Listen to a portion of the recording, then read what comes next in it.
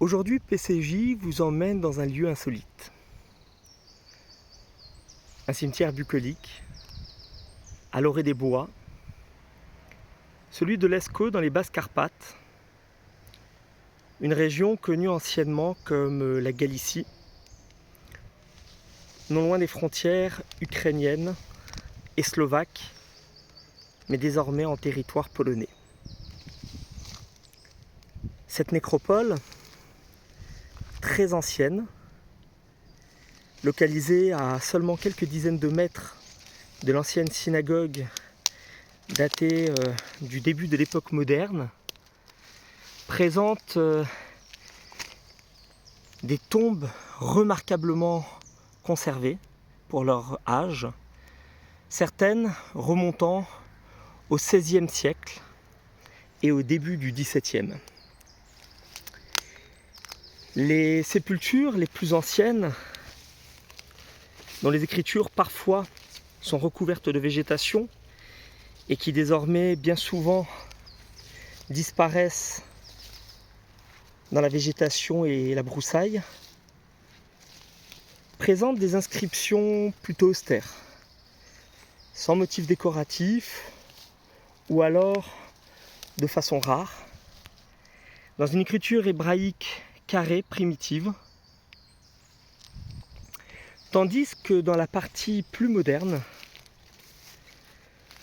l'on peut découvrir des matzevot remarquables par l'imagination des décorations et illustrations proposées.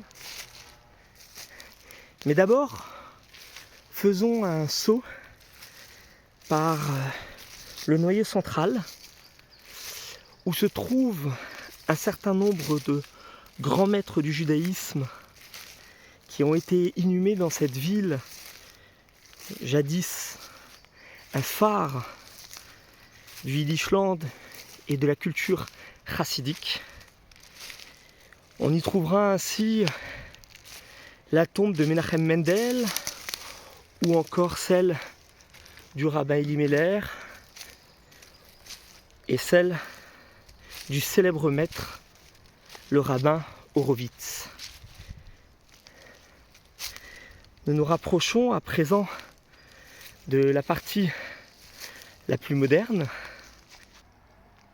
une section datée du XIXe siècle, où l'iconographie religieuse déborde d'imagination.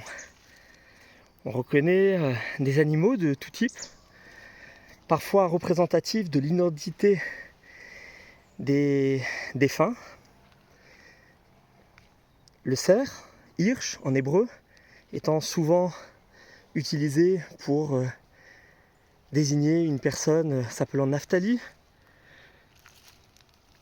On a également les familles Loeb, Lev, dont le lion est caractéristique. Des couronnes, parfois. Des animaux également moins reconnaissables, que l'on pourrait assimiler à la mythologie, des pégases ou autres chimères ailées. Un environnement dans lequel on pourrait passer des heures lorsque les rayons du soleil viennent s'immiscer entre